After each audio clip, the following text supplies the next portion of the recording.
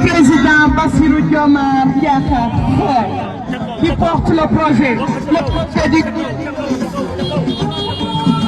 projet du grand leader, président Ousmane Sonko.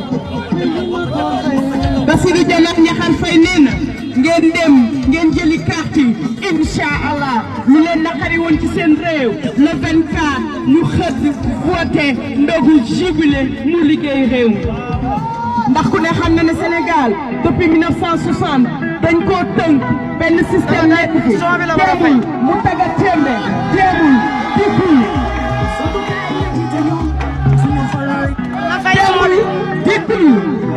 président Bassirou Diomaye Faye nee na loolu jaaduwul ndax réew mi am nañu ay ressources am or